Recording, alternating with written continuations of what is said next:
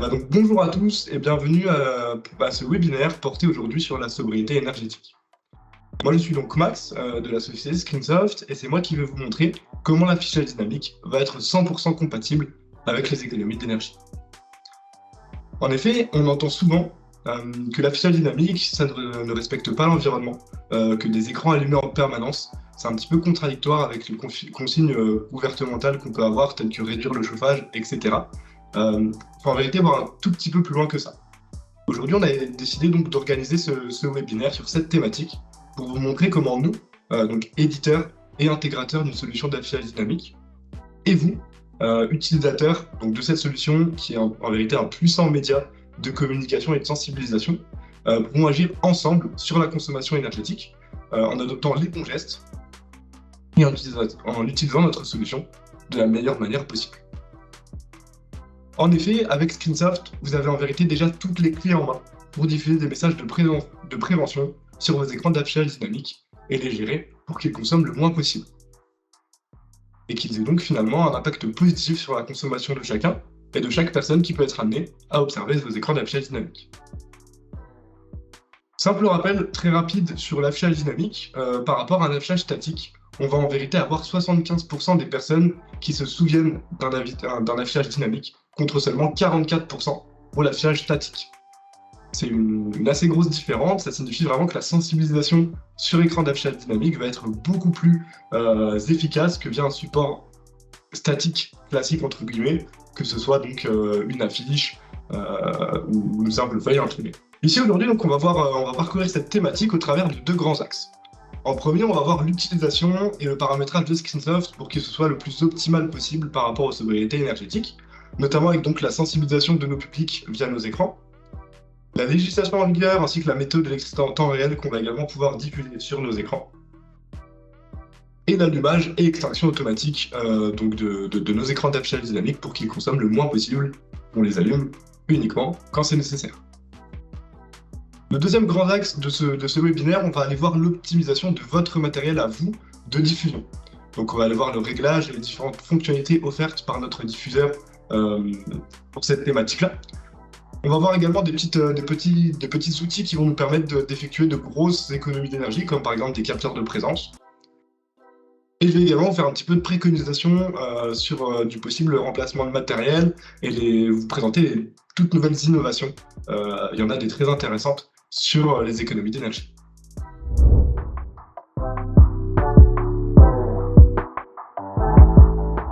Et donc on va pouvoir commencer tout de suite par l'utilisation et le paramétrage de notre solution Screensoft. Dans Screensoft, on va mettre à votre disposition des contenus de sensibilisation sur plusieurs thématiques avec notre outil Conseil Astuces. Je vais donc aller vous présenter directement cet outil dans notre interface. Vous l'avez tous dans votre interface à vous et vous pouvez donc tous réutiliser ce que je vais vous présenter aujourd'hui. Donc pour ça, je vais m'équiper donc de mon interface Screensoft. Hop. Et ici, je vais donc aller chercher mon outil Conseil Astuces. Conseil Astuces, c'est un type de contenu. Ici, c'est donc l'affichage que vous connaissez de Screensoft habituel. Dans la liste de mes contenus, je vais donc aller chercher mon outil Conseil Astuces.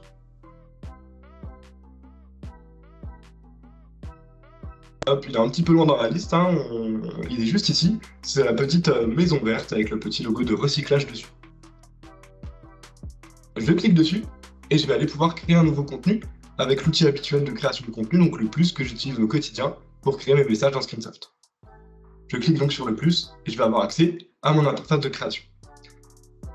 L'outil Conseil Astuces, c'est en fait un type de contenu, on va vous mettre à votre disposition des petites vidéos, des petites présentations sur des thématiques de sensibilisation qu'on va sélectionner. Des thématiques, il y en a plusieurs, elles sont listées juste ici. On va voir vraiment des diverses et variées, comme la santé, les sensibilisations sur du handicap, de la violence, etc. C'est pas vraiment la thématique de notre webinaire aujourd'hui, mais évidemment, on va avoir des thématiques sur les sobriétés énergétiques, avec notamment le recyclage et la nature. Ça va avoir plusieurs intérêts, on va pouvoir vraiment aller sensibiliser le public de nos écrans sur l'importance des économies d'énergie actuellement. Donc pour ça, on coche les thématiques qui nous intéressent, on donne un petit nom, moi je vais le nommer par exemple Conseil. Hop. Tout simplement, et je vais enregistrer. Et ici, sur nos écrans d'affichage dynamique, on va donc retrouver nos conseils et astuces, tout simplement. Voilà pour ce premier outil qui est assez intéressant pour effectuer de la sensibilisation avec Screensoft. Mais on en a également un autre qui est tout autant intéressant. On va parler ici de la bibliothèque de messages. La bibliothèque de messages dans Screensoft, c'est une banque de contenu mis à votre disposition qui va être créée par nos soins en collaboration avec nos équipes de graphistes en interne qui vont vous permettre de diffuser des messages de sensibilisation sur plusieurs thématiques. Ici, pour la retrouver, on va aller dans l'onglet bibliothèque, qui est juste ici. Donc les bibliothèques, c'est celui où vous allez ajouter vos propres contenus à Screensoft. Vous pouvez ajouter vos images, vos vidéos, etc.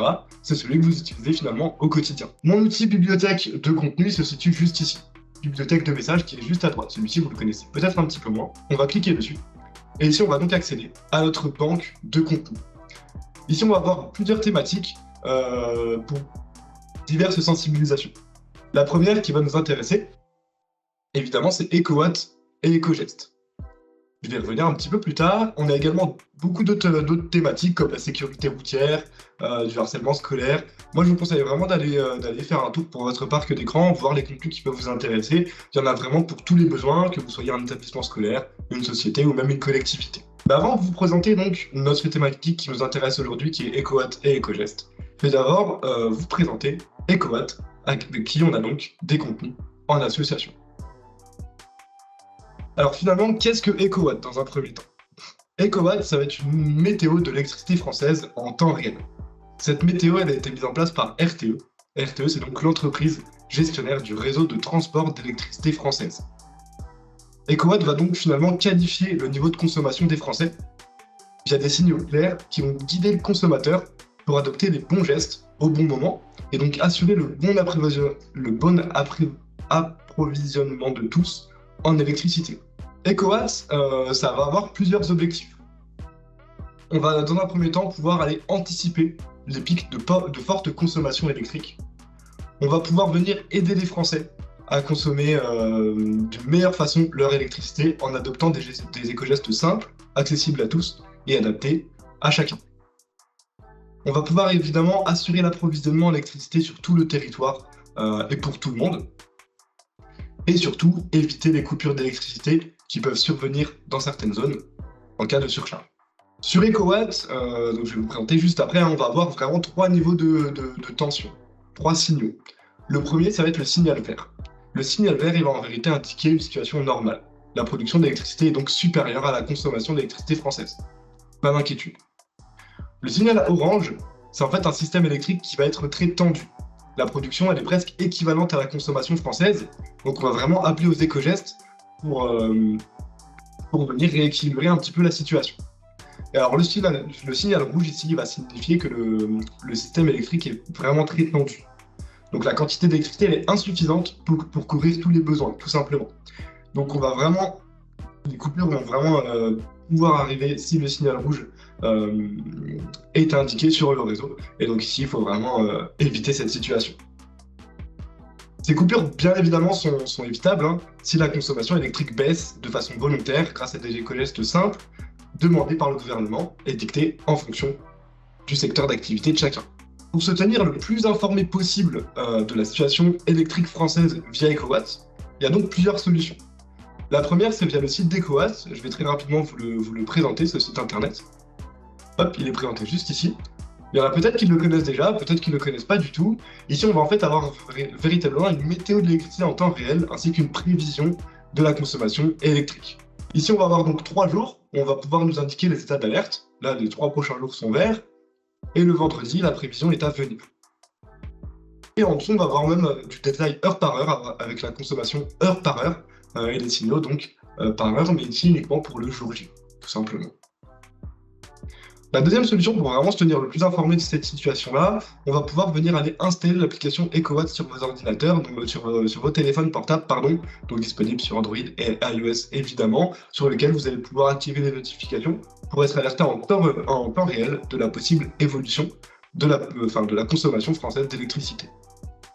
Et évidemment, la troisième et la plus évidente, par le biais de vos écrans d'affichage dynamique Screensoft, avec la bibliothèque de messages donc sobriété énergétique réalisée en association avec EcoWatt.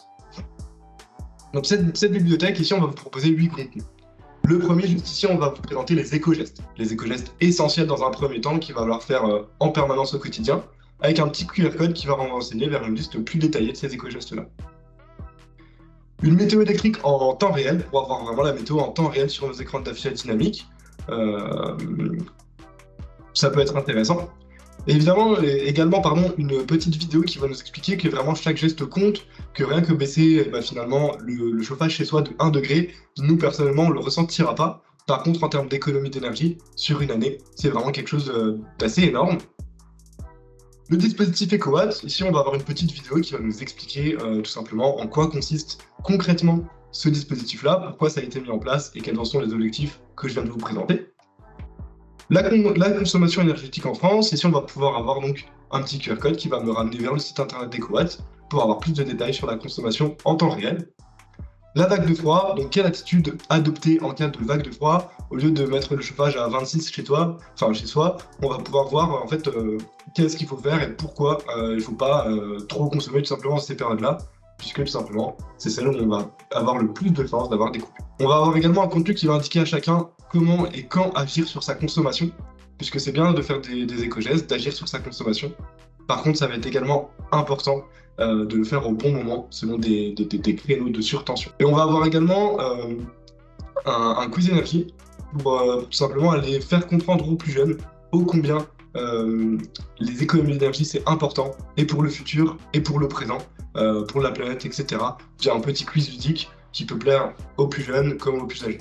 Voilà pour cette petite bibliothèque de messages qui peut être vraiment intéressante pour vous, pour diffuser des messages de sensibilisation sur vos écrans d'affichage dynamique. Également, depuis le 18 octobre 2022, donc depuis le décret finalement du 18 octobre 2022, en cas de jour rouge EcoWatt, donc de signal rouge de système très tendu, les institutions et établissements sont tous dans l'obligation d'éteindre, ou à minima de mettre en veille, les dispositifs de publicité digitaux, comme c'est le cas de l'affichage dynamique. Mais pas de panique, vous serez immédiatement alerté dans Screensoft via un message comme celui-ci. Juste ici, on le voit juste là, c'est ce gros message rouge très visible, avec marqué attention en gros, qui va m'indiquer en fait une alerte EcoWatt. Ici, on m'indique, évidemment, c'est factice, qu'on va avoir une alerte EcoWatt pour le mardi 28 novembre 2023. On m'indique que les systèmes électriques sont très tendus et que les coupures sont inévitables si nous ne baissons pas nos consommations.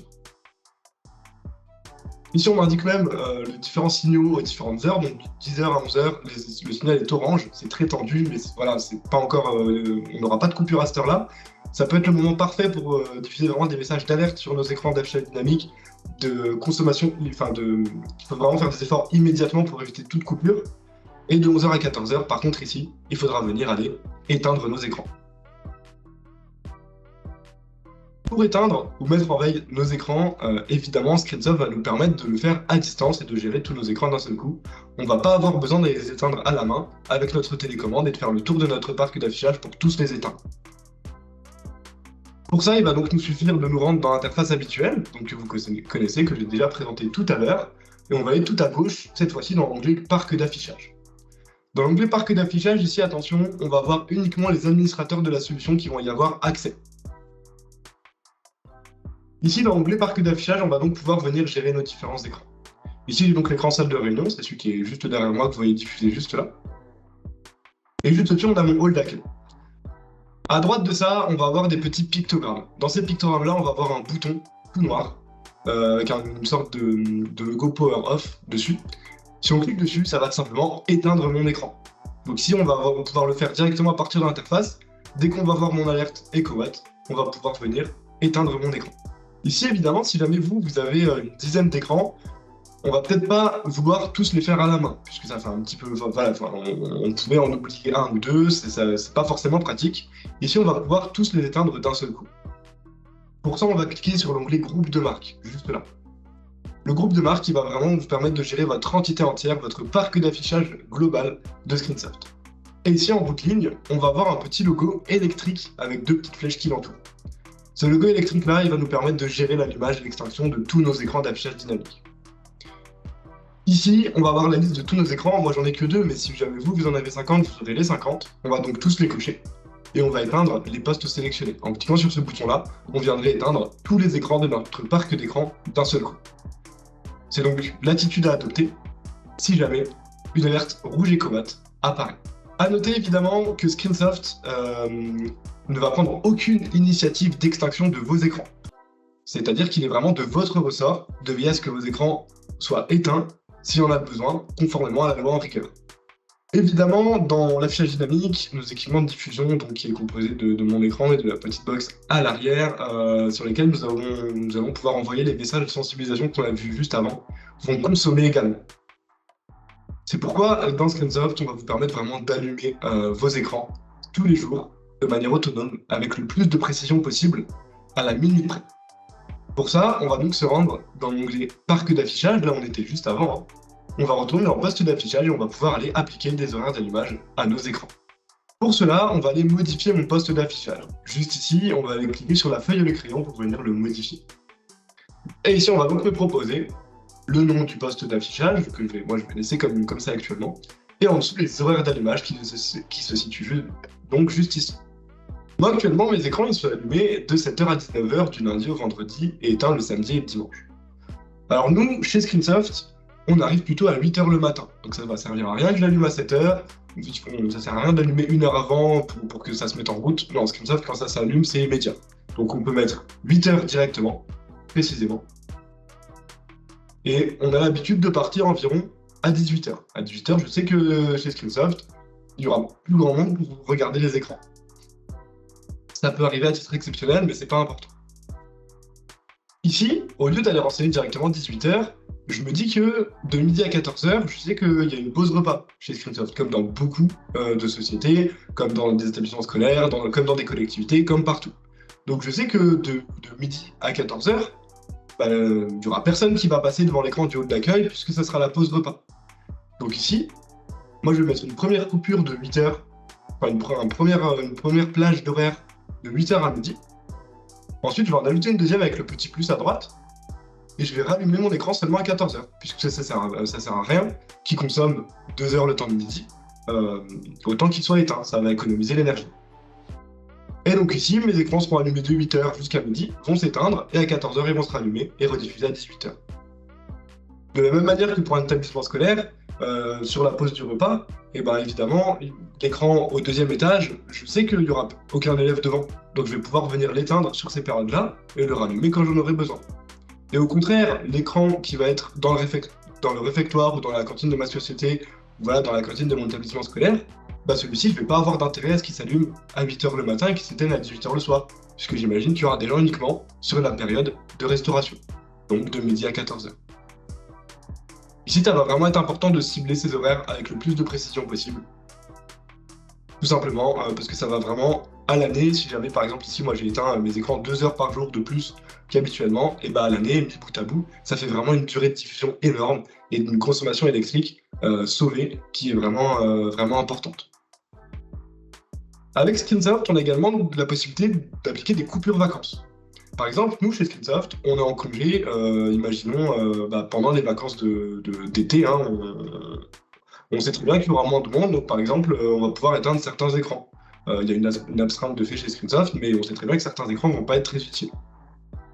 Donc ici, on va sélectionner le plus, on va renseigner la date de vacances. Par exemple, imaginons, voilà, c'est des dates complètement fausses, qu'on soit en vacances à partir du 27, et qu'on rentre tous le 12 août. Je vais faire une date jusqu'au 11 août. Et ici, donc, du 27 juillet jusqu'au 11 août, mes écrans seront éteints, puisqu'il n'y aura pas d'intérêt de les allumer. Et ça, de la même manière, coupez vos écrans lorsque on va avoir des fêtes de fin d'année, l'entreprise va fermer sur cette période-là, ou pareil, en été, ça va être vraiment important parce que, pareil, voilà, 3 semaines d'affichage en moins, ça consomme 3 semaines d'un écran allumé en moins, donc c'est quand même pas négligeable. Autre aspect intéressant, alors ici ça va plutôt être destiné aux établissements scolaires ou alors à ceux qui partagent les périodes de congés scolaires. Ici on va pouvoir synchroniser automatiquement les coupures selon le calendrier des vacances scolaires. Pour ça on va cocher cette case et en dessous on va me proposer une zone. Par exemple imaginons que nous on soit en zone B. Je vais donc aller synchroniser mes coupures vacances avec les dates de la zone B. Et ici, je vais même pas avoir besoin d'aller appliquer mes coupures vacances, ça va se faire automatiquement. Je sais très bien que de toute façon, la veille le lendemain de mes vacances, mes écrans ils seront éteints. Je n'aurai pas besoin d'aller les paramétrer, ça se fera automatiquement. Et on va même me demander une marge pour la rentrée de septembre. Je sais que les enseignants, ils vont rentrer un petit peu en avance que les élèves, donc ici je vais pouvoir l'allumer 7 jours avant par exemple. Et ici pour tout le monde, que ce soit des sociétés, etc., ça peut être intéressant également de synchroniser automatiquement les coupures selon le calendrier des jours fériés. Ici, on coche cette case également. On choisit la zone de nos jours fériés. Donc moi je suis en métropole hors Alsace-Lorraine. Si jamais on était en Alsace-Lorraine, il faudrait plutôt choisir Alsace-Lorraine. Les dom-toms également. Et ici on va donc synchroniser automatiquement nos écrans avec nos jours fériés. Ça veut dire que par exemple le 11 novembre, je suis tranquille, je sais que mon écran sera éteint. Je n'aurai pas besoin d'aller appliquer la coupure, vous allez l'éteindre à la main. Pardon. Et on peut même mettre une exception pour le jour de la solidarité. Nous, chez Screensoft, le jour de solidarité, c'est le lundi de Pentecôte. Donc le lundi de Pentecôte, on travaille. Donc on ajoute cette exception. On modifie, et c'est donc appliqué. Comme ça, on n'a plus à s'y inquiéter. Ça se fait automatiquement. Et nos écrans seront donc éteints lorsqu'ils devront être éteints, et lorsqu'ils seront inutiles, tout simplement. Voilà pour cette première grande partie. On va pouvoir passer donc à la seconde grande partie de notre webinaire, qui va être donc l'optimisation de notre matériel de diffusion. Donc comment on va pouvoir aller optimiser vos écrans au maximum pour qu'ils consomment le moins possible.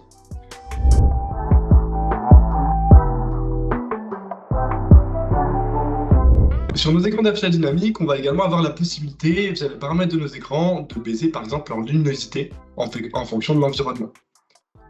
Ici, moi j'ai donc la télécommande de mon écran. Je vais donc appuyer sur le bouton menu. Moi ici c'est une petite maison. Voilà, de votre côté, c'est la même chose si jamais c'est nous qui avons équipé vos écrans.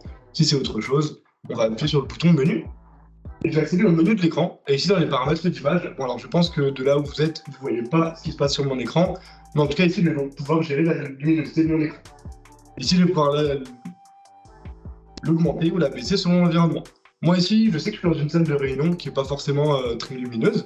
Donc ici, moi, j'ai baissé la luminosité de mon écran à 10. Et ça suffit largement. Il est parfaitement visible par moi, par vous et par l'ensemble du public de l'écran.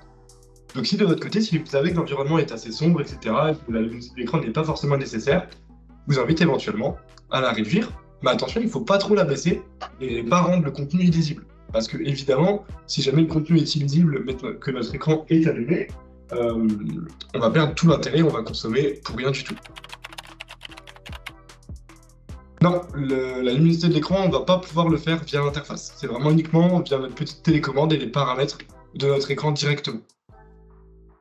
Mais de toute façon, lorsque vous optez pour des écrans d'affichage dynamique Screensoft, ne vous inquiétez pas, les paramètres optimaux sont de toute façon déjà configurés sur votre matériel. En effet, notre service technique va appliquer par exemple le mode économie d'énergie à chaque écran qu'il va préparer, tout simplement puisque ça va les éteindre, ça va en fait les éteindre dès lors qu'aucun signal n'est détecté.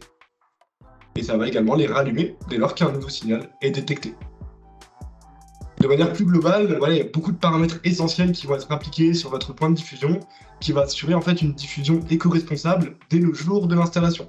Vous n'allez pas avoir besoin d'aller intervenir sur les écrans, sur les paramètres pour aller chercher les meilleurs paramètres dans les réglages d'écran. On sait que c'est parfois laborieux d'aller chercher les paramètres dans les réglages des écrans, etc. Tout est déjà préparé lorsque c'est fourni par Screensoft. C'est vraiment une solution qui est clé en main et d'ores et déjà éco-responsable. Et dans Screensoft, on a même la possibilité d'aller plus loin dans l'allumage et l'extinction de nos écrans avec un capteur de présence. Ici, ce capteur de présence il va nous permettre d'aller détecter une personne ou non, dans un périmètre allant jusqu'à 12 mètres. Si personne n'est détecté au bout d'un certain temps, l'écran va s'éteindre. La durée de non-détection est évidemment personnalisable en fonction de chaque besoin. Et dès lors qu'une personne va être de nouveau détectée, notre écran va se rallumer immédiatement. Ça va créer donc une vraie réduction dans un premier temps de pollution lumineuse et ensuite de consommation d'électricité. Ici, on va vraiment, nos écrans seront complètement éteints s'il n'y a personne devant. Concrètement, ce capteur, il va permettre tout simplement de réduire le temps d'allumage de vos écrans. En moyenne, un écran va être allumé 10 heures par jour. Ici, on va pouvoir aller réduire cette durée d'allumage jusqu'à 2 heures. On va passer de 10 heures d'allumage par jour à 2 heures d'allumage.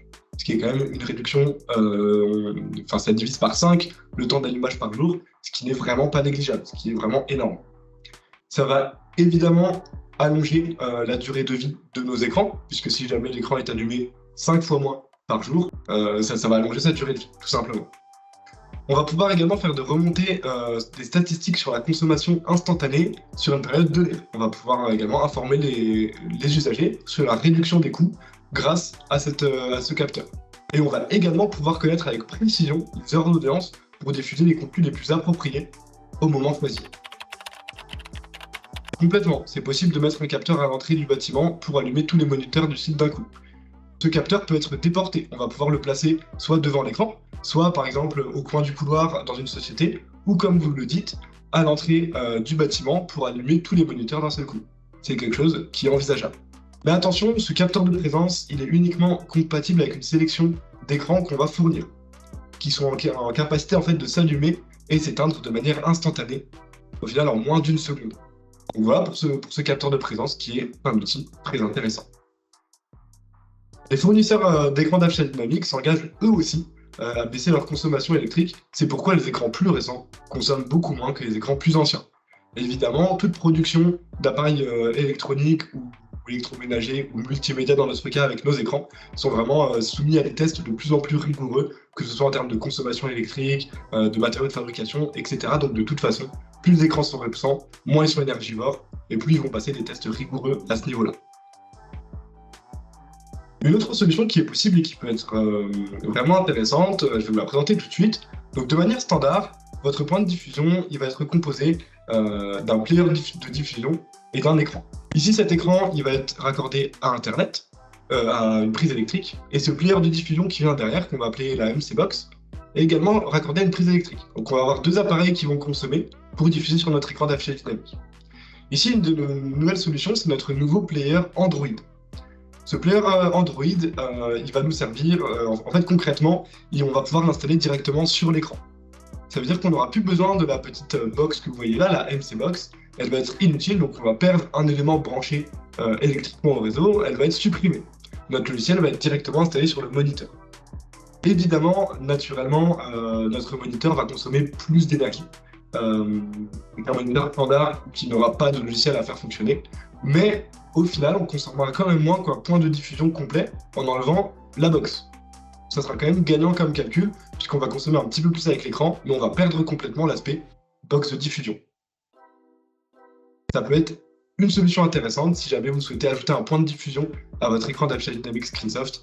Donc le vieux Android peut être vraiment une alternative intéressante. On va avoir également de nouvelles innovations. On va avoir notamment notre partenaire Philips qui va innover en la matière en présentant la première technologie e-paper destinée à de l'affichage dynamique. La technologie e-paper, qu'est-ce que c'est dans un premier temps? C'est en fait les petites étiquettes que vous allez retrouver notamment dans les supermarchés, les étiquettes de prix, vous savez, qui sont en fait des tout petits écrans en 2 couleurs sur lesquels on va pouvoir indiquer le prix, puisque le prix voilà, change souvent, donc on a des petits écrans pour ça. Ici, c'est un petit peu la même technologie, sauf qu'on va avoir beaucoup plus de fonctionnalités. Notamment, on va pouvoir ici avec cet écran-là diffuser plus de 60 000 couleurs. Les petits écrans e-paper qu'on connaissait avant pouvaient diffuser 1, 2, 3, 5 couleurs maximum. Ici, on va pouvoir en diffuser 60 000. Et on va avoir une taille qui va être quand même assez imposante, on va être sur du 25 pouces. Pour se rendre compte, un moniteur classique donc de votre poste de travail, c'est environ 21 pouces en moyenne. Ici, on va avoir un écran de 25 pouces en 60 000 couleurs, qui ne va consommer absolument aucune énergie pour diffuser. Il ne va pas avoir besoin d'être branché pour diffuser son image. Mais évidemment, on va pouvoir uniquement faire de l'affichage statique, donc une image statique diffusée à l'écran. Il consommera simplement 2,5 Wh pour changer d'image. Et Screensoft est bien évidemment d'ores et déjà compatible avec, et on a donc la possibilité de diffuser du contenu sur le tableau Philips directement à partir de l'interface de Screensoft que vous utilisez habituellement. Voici quelques chiffres assez dingues pour se rendre compte de la prouesse technologique que représente cet écran. Ici, on a quelques petits chiffres que je vais présenter dans une minute sur la vie de tous les jours, mais avant ça, je voudrais vous parler par exemple de l'envoi d'un mail. L'envoi d'un mail avec une pièce jointe de 1 MO, on va consommer 24 Wh. Un changement d'image avec ce tableau, donc cet écran, on va consommer 2,5 Wh.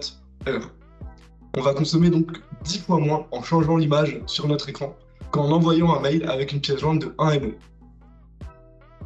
C'est vraiment énorme comme différence. Pour par exemple de la communication interne, autant passer par le tableau qu'envoyer un mail. Par exemple, dans un établissement scolaire, si jamais on veut annoncer une sortie scolaire ou alors faire passer un document informatif aux élèves, au lieu d'envoyer un mail à tous nos élèves, on pourrait très bien s'équiper d'un tableau et envoyer l'image sur notre tableau que tous les élèves viendraient consulter de la même manière que votre écran d'affichage dynamique habituel au long de la journée. La tasse de café que vous êtes fait couler ce matin, elle a consommé 17 changements d'image sur notre tableau. Également une petite comparaison avec par exemple un point d'affichage standard d'affichage dynamique. Alors ici évidemment c'est pas remplaçable puisqu'on va pas pouvoir diffuser de vidéos et de contenu animé uniquement des images fixes. Mais ici la consommation moyenne d'un écran, donc 43 pouces qui est la gamme la plus implantée dans l'établissement pour de l'affichage dynamique, plus le player, donc le petit point de diffusion qu'on va avoir à l'arrière, on va être à 1,188 kWh pour une journée de 10 heures de diffusion. Sur le tableau, pour une consommation moyenne journalière, donc avec 4 changements d'image par jour, on va être ici à 0,01 kWh. On est donc 100 fois, une consommation 100 fois inférieure à la consommation d'un point de diffusion classique. Je le rappelle, le visuel est statique, donc voilà, on va pas pouvoir diffuser de vidéos ou d'animation, mais c'est quand même une prouesse assez impressionnante. Justement, on va avoir quelques cas d'usage dans le cas ça peut être intéressant. Ben, notamment ici pour un restaurant qui va mettre tous les jours sa carte à jour. Tous les jours, il va aller changer sa carte, il va l'imprimer et il va aller et on va aller tout simplement changer sa carte dans son tableau de présentation. Et ben ici, à la place de faire ça tous les jours, il va simplement envoyer son nouveau menu sur le tableau Philips. Et encore une fois, ce tableau, il n'est pas branché. On n'a pas besoin de le brancher. On peut le déplacer comme un téléphone, le faire passer sur les différentes tables, à l'entrée, le fixer sur un support, le fixer sur un mur. Et on va pouvoir diffuser la carte de notre restaurant en consommant beaucoup moins. La consommation contre une impression papier, on avait la différence via l'imprimante. Mais donc ça, c'est que la partie imprimée. La partie imprime va consommer dans toute façon 3 fois plus. Sans compter le coût de fabrication du papier, sans compter, donc voilà, on sait très bien que la déforestation, c'est quelque chose qu'il faut au maximum limiter tout simplement. Donc non, on n'a pas la comparaison exacte, puisque ça va dépendre du papier, ça va dépendre de tout ça. Mais de toute façon, rien que l'impression, ça va être intéressant. Ce qui peut être intéressant également ici, ça peut être pour l'aspect économique, ça va être les plans d'évacuation par exemple. Les plans d'évacuation, ça a renouvelé tous les 6 mois, donc ici on n'a pas vraiment d'intérêt de changement d'image quotidien. Par contre, c'est extrêmement onéreux. Et donc ici, avec notre tableau Philips, on pourrait très bien afficher notre tableau, et tous les 6 mois, on viendrait actualiser ce plan d'animation, qui fait qu'on n'aurait plus besoin de changer le nôtre. Et évidemment, un plan d'évacuation, c'est également une grosse plaque, c'est un petit peu en verre, etc., papier très très épais. Au niveau de la production et du coût de production, c'est quand même quelque chose d'important. Et comme je dis, c'est extrêmement onéreux. Donc ici, ça peut être une bonne alternative. Et on pourrait évidemment également diffuser des messages de propositions quotidiennes ou hebdomadaires, par exemple dans mon établissement, au lieu d'aller à chaque fois imprimer mes promotions sur une feuille, je vais pouvoir envoyer cette promotion sur mon tableau Philips et donc consommer beaucoup moins pour diffuser mes promotions quotidiennes. Voilà pour cette prouesse technologique tout simplement, hein. C'est vraiment quelque chose qui ouvre la porte à beaucoup d'autres possibilités tout simplement. C'est vraiment le premier jet d'une nouvelle technologie qui va débarquer, et en tout cas c'est vraiment quelque chose de très très intéressant.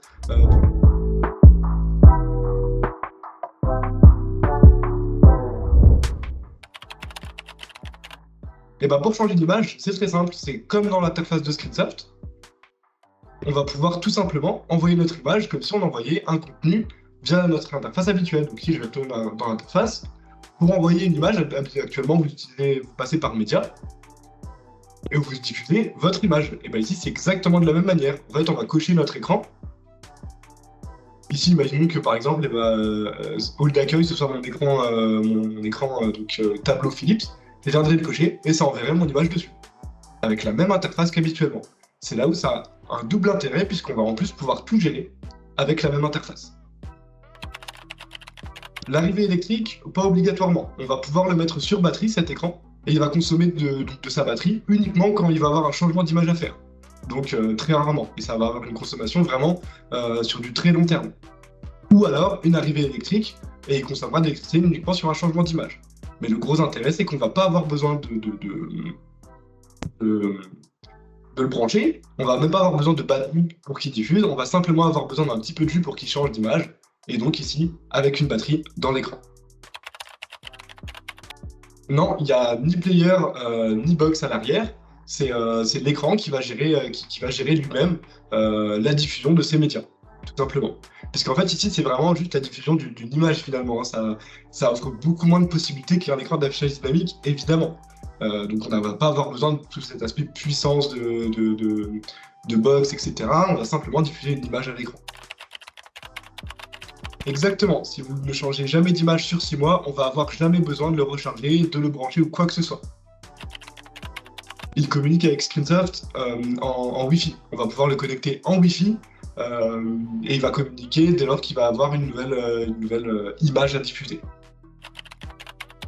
Alors ici, ça va dépendre de l'environnement. En effet, avec du soleil, ça sera un petit peu moins visible puisqu'on va pas avoir de rétroéclairage. Mais finalement, voilà, de la même manière qu'une feuille de papier n'est pas rétroéclairée. Donc évidemment, au soleil, ça devrait rester visible.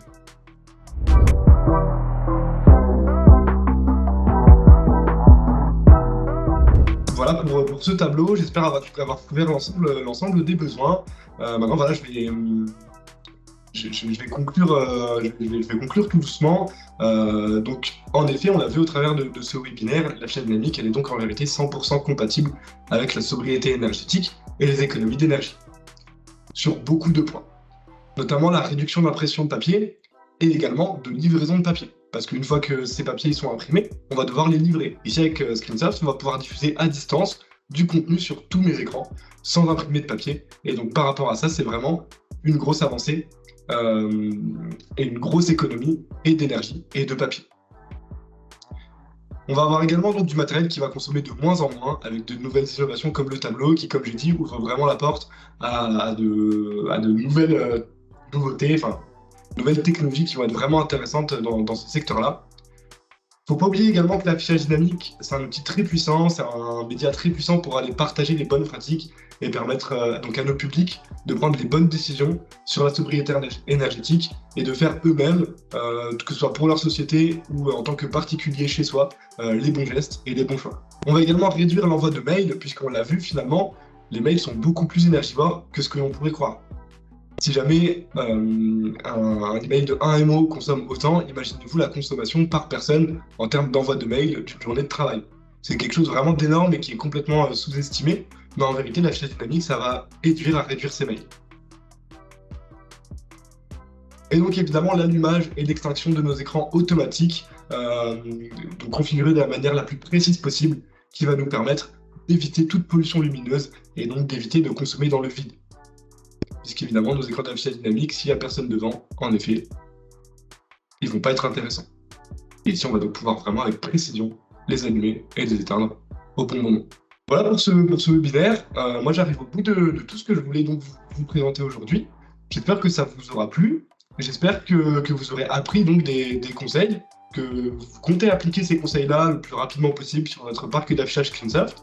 Et si jamais je vous ai parlé de nouvelles fonctionnalités qui peuvent vous intéresser pour votre établissement, que ce soit le tableau, que ce soit le capteur de présence, ici, je vous invite à me contacter éventuellement pour plus de renseignements, même pour notre tout nouveau viewer Android qui peut être également intéressant. Je vais laisser mes coordonnées dans l'onglet conversation et je vous laisserai me recontacter. Hop. Pour qu'on parle éventuellement de l'installation de ce matériel-là dans votre établissement. En tout cas, moi je vous remercie dans un premier temps pour votre écoute, pour votre intérêt pour ce webinaire. Et de nouveau, si jamais vous avez des questions, si jamais vous avez besoin de compléments, de nouvelles questions sur le tableau, sur le capteur ou quoi que ce soit, n'hésitez pas, je suis à votre disposition et je pourrai y répondre.